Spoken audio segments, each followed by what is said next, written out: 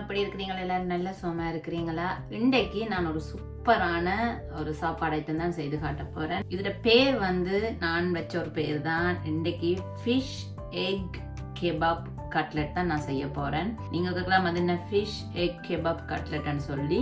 வாங்க அந்த fish egg and kebab cutlet எப்படி செய்யணும்னு சொல்லி நான் உங்களுக்கு காட்டுறேன். இதுக்கு நிறைய பொருட்கள் தேவையில்லை. இருக்கிற கொஞ்சம் பொருட்களை வச்சு நீங்கள் வீட்டில் செய்து கொள்ளலாம்.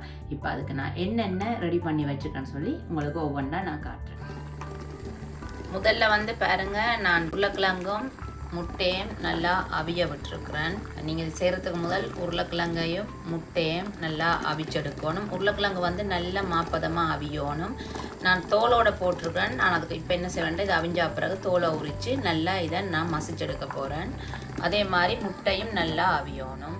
இப்போ நான் இந்த fish and egg kebab cutlet செய்கிறதுக்கு முதல்ல நான் எக்கை நல்லா அவிச்சு, அதாவது முட்டையை அவிச்சு தோலெல்லாம் நீக்கி நான் ரெடியாக வச்சிருக்கிறேன். நான் எங்களுக்கு இன்றைக்கு 7 முட்டை எடுத்திருக்கிறேன். நீங்கள் கூடுதலாயும் எடுத்துக்கொள்ளலாம். அடுத்ததா நான் உருளைக்கிழங்கு நான் நல்லா உப்பு போட்டு அவிச்சு நல்லா மசிச்சு வச்சிருக்கிறேன். நான் அவிக்கிற வீடியோவும் அதில் நான் காட்டியிருக்கிறேன், நீங்கள் பார்த்துக்கொள்ளலாம். அடுத்ததா இது டின் மீன், அதாவது நீங்கள் எந்த டின் மீனும் பாவிக்கலாம். நான் இன்றைக்கு அரளிய ஜாக் மெக்கரல் மீன் பாவிக்கிறேன். நீங்கள் நார்மல் டியூனா எந்த டின் மீனும் நீங்கள் பாவிக்கலாம். நான் டின் மீனை தோலெல்லாம் நீக்கி அதுக்குள்ளே இருக்கிற அந்த முள்ளெல்லாம் எடுத்துட்டு வடிவாக அதை நான் உதுத்தி வச்சிருக்கிறேன். இப்போ இதுக்குள்ளே பார்த்தீங்கன்னு சொன்னால் இதுக்கு நான் ஒரு பெரிய வெங்காயம் எடுத்துக்கிறேன். ஒரு பெரிய வெங்காயம் எடுத்து நல்லா குட்டி குட்டியாக வெட்டி இருக்கிறேன். பச்சை மிளகாய் உரைப்புக்கு ஏற்றவாறு தான் நீங்கள் எவ்வளவும் போட்டுக்கொள்ளலாம். நான் எங்களோட வீட்டுக்கு ஒரு 3 பச்சை மிளகாய் எடுத்து குட்டி குட்டியாக வெட்டி இருக்கிறேன். நல்ல ஒரு கைப்பிடி அளவு கறிவேப்பிலை எடுத்து அதையும் கழுவி நல்லா குருணியாக அரிஞ்சிருக்கிறேன். அப்போதான் அது நாங்கள் அந்த கேபாப் உருண்டை பிடிக்கும் போது அந்த கறிவேப்பிலை அப்படி குட்டியாக வெட்டினா கொஞ்சம் ஈஸியாக இருக்கும். அதுக்கு பிறகு நான் ஒரு 5 உள்ளி பல் எடுத்திருக்கிறேன். ஒரு சின்ன துண்டு இஞ்சி எடுத்திருக்கிறேன். அடுத்ததா நான் ஒரு கொஞ்சம் பெருஞ்சீரகம் பாவிக்க போறேன். அதை நான் எப்படி பாவிக்கிறேன்னு சொல்லி உங்களுக்கு நான் இப்ப காட்டுறேன். உரைப்புக்கு நான் எப்பையும் போலவே யாழ்ப்பாண கறித்தூள் தான் எடுத்திருக்கிறேன். நீங்கள் உங்களுக்கு தனி மிளகாய் தூள் வேணுமென்றாலும் போட்டுக்கொள்ளலாம். அதுக்கு பிறகு தேவையான அளவு உப்பு. இந்த கட்லெட்டை நாங்கள் பிரட்டுறதுக்கு எங்களுக்கு முட்டையும் பிரெட் கிரம்ஸும் தேவை. அதுக்கு பிறகு நாங்கள் கடைசியாக பொரிக்கிறதுக்கு நான் இன்றைக்கு சன்ஃப்ளவர் ஆயில் எடுத்திருக்கேன். இப்போ இவ்வளோத்தையும் வச்சு நல்ல சூப்பராக டேஸ்டியாக இந்த ஃபிஷ் அண்ட் கெபாப் கட்லெட் எப்படி செய்யறேன்னு சொல்லி இப்போ நாங்கள் வாங்க பார்க்கலாம். ஒரு கொஞ்சம் பெருஞ்சீரகத்தை நல்லா இடிச்செடுக்க போகிறேன். நீங்கள் இந்த பெருஞ்சீரகம் எல்லாம் வறுக்க தேவையில்லை, இப்படி பச்சையாகவே இதை இடிச்செடுக்கணும். இப்போ இந்த பெருஞ்சீரம் பார்த்தீங்கன்னா ஓரளவு பவுடர் ஆயிடுச்சு. இப்போ அடுத்ததான் நான் இதுக்குள்ள எடுத்து வச்சிருக்கிற உள்ளியையும் இஞ்சியையும் போட்டு இடிச்செடுக்க போறேன். உள்ளியை போட்டு முதல்ல நாங்கள் ஒரு இடி ஒன்று இடிச்சிட்டு அதுக்கு பிறகு இஞ்சியையும் போட்டு இதோட இடிக்க போறேன். இப்போ பாருங்க, நான் இந்த பெருஞ்சீரகம் உள்ளி இஞ்சி இந்த மூண்டையுமே நல்ல வடிவா நான் இடிச்சு எடுத்துட்டேன். அளவான சட்டி அடுப்புல வச்சு அடுப்பு ஆன் பண்ணிட்டேன். இப்போ சட்டி நல்லா சூடேறினதும் நான் ஒரு கொஞ்சம் எண்ணெய் விட போறேன். எண்ணெய் நல்லா சூடேறிட்டு இதுக்குள்ள நான் வெட்டி வச்சிருக்கிற வெங்காயத்தை போட போறேன்.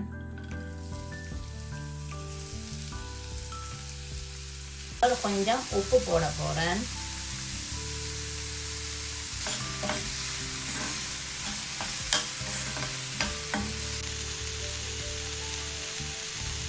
வெங்காயம் ஒரு அளவு வதங்கினதும் இதுக்குள்ள நான் இடிச்சு வச்சிருக்கிற இஞ்சி உள்ளி பெருஞ்சீரக கலவையை நான் போட போறேன்.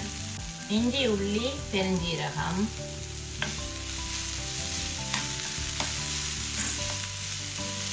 இப்ப உரைப்புக்கு ஏற்றவாறு நான் கறித்தூள் போடுறேன். நான் ஒரு கரண்டி தான் போட போறேன். இப்ப கறித்தூள் போட்டு ஒரு கிளறி விடுவோம். இந்த பச்சை வாழையெல்லாம் போகிற அளவுக்கு இது ஒரு கிளறி விடுவோம். நீங்கள் அடுப்பில் வச்சு இப்படி வதக்கும் போதே இந்த பச்சை வாழையெல்லாம் போயிடும். இப்போ இந்த தூள்ட பச்சை வாழையெல்லாம் நல்லா போயிட்டு நான் நல்லா வதங்க விட்டேன். நான் பிறகு இதுக்குள்ள நான் எடுத்து வச்சிருக்கிற கறிவேப்பிலையும் பச்சை மிளகாயும் போட போகிறேன். இப்போ கறிவேப்பிலையும் பச்சை மிளகாயும் போட்டு ஒரு கிளறி விட்டுட்டேன். இப்போ அடுப்பை நான் ஆஃப் பண்ணிட்டேன். இப்போ நீங்கள் இதுக்குள்ளே எடுத்து வச்சிருக்கிற இந்த மீனையும் நாங்கள் மசிச்சு வச்சிருக்கிற இந்த உருளைக்கிழங்கையும் போட்டு நல்லா கலந்து விடணும்.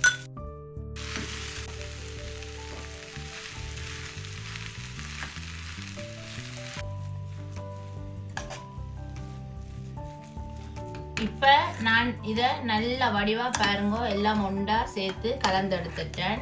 இப்போ இதை கொஞ்சம் ஆற விடுவோம். ஏனென்றா சூடா இருக்கும் போது இதை நாங்க கேபப் உருண்டைகள் பிடிக்கிறது கொஞ்சம் சூடா இருக்கும். ஒரு கொஞ்சம் நேரம் இதை ஆறட்டுக்கும். ஆறினதும் நான் உங்களுக்கு எப்படி இந்த முட்டையை வச்சு கேபப் உருண்டை செய்யறேன்னு சொல்லி நான் உங்களுக்கு காட்டுறேன். இப்போ அடுத்ததா நான் இந்த முட்டையில் எப்படி இதை வச்சு உருட்டி எடுக்கிறேன்னு சொல்லி இப்போ உங்களுக்கு காட்ட போகிறேன்.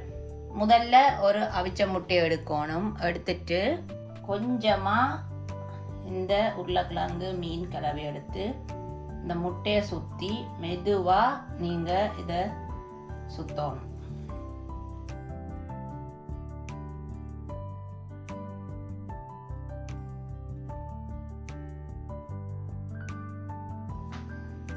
பாருங்க என்ன வடிவா நான் இதை உருட்டி எடுத்துட்டேன். இப்போ இதே மாதிரி நான் எல்லா முட்டைகளுக்கும் இந்த கறியை வச்சு வடிவா உருட்டி போட்டு நான் உங்களுக்கு காட்டுறேன்.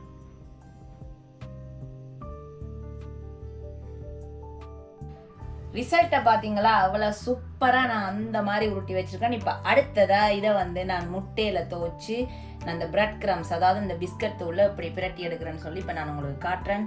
நீங்களும் அப்படியே வெயிட் பண்ணி பாருங்க.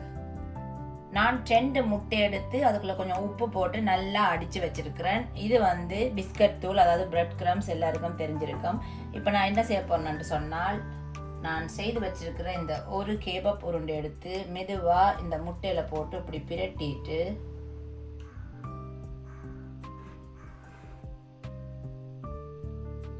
அதை அப்படியே மெதுவா இந்த பிரெட் கிரம்ஸ்ல போட்டு அடுத்த கையால பிரட்ட போறேன்.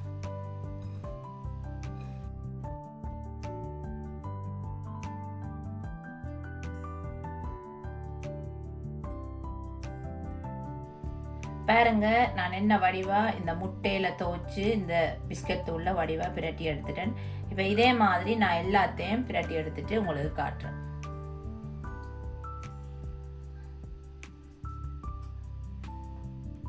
பாத்தீங்கன்னா நல்ல சூப்பரா இந்த கேபப் உருண்டைகள் ரெடி ஆகிட்டுது. நான் நல்ல வடிவா உங்களுக்கு காட்டினான்.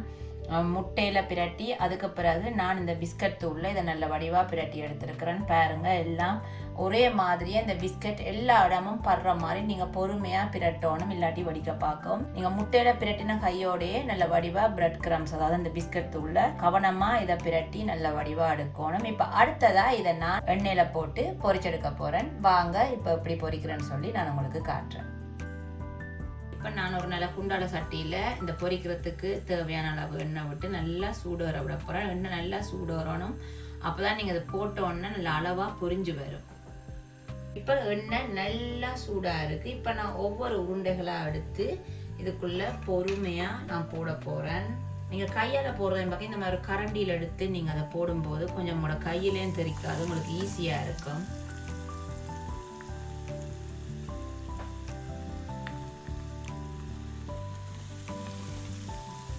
நான் 2க்கு மேலே போட இல்லை, 2 போட்டு பொரிச்சிங்கன்னா கொஞ்சம் ஈஸியாக இருக்கும். உடனே கரண்டி வச்சு கிளறாதீங்க. ஒரு பக்கம் நல்லா பொரியட்டுக்கும். இப்போ ஒரு பக்கம் அளவு பொரிஞ்சதும் நாங்கள் மற்ற பக்கம் திருப்பி விடலாம்.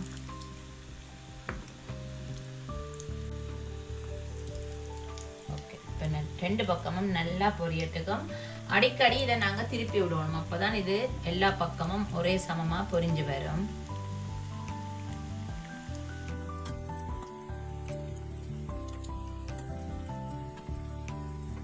பாருங்க நல்ல வடிவா ஒரே மாதிரி பொரிஞ்சு வந்திருக்கு நாலா பக்கமும். இப்போ இது நல்லா பொரிஞ்சிட்டது. நான் இதை வடிச்செடுக்க போறேன்.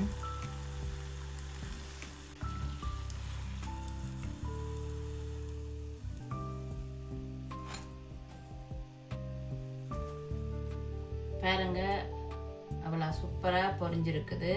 இப்போ இதே மாதிரி நான் எல்லா உருண்டைகளையும் பொரிச்சு போட்டு நான் உங்களுக்கு காட்டுறேன்.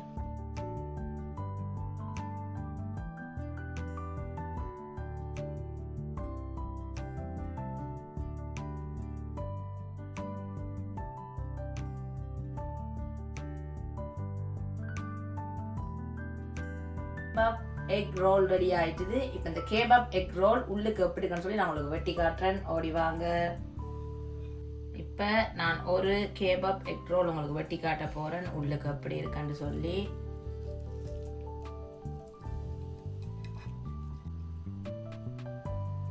பாருங்க எவ்வளவு சூப்பரா இருக்கு. சும்மா பார்க்கும் போதே உங்களுக்கு சாப்பிடணும் போல ஆசை வர இல்லை. நல்ல சூடா இருக்குது, நல்ல நீட்டா வந்திருக்கு.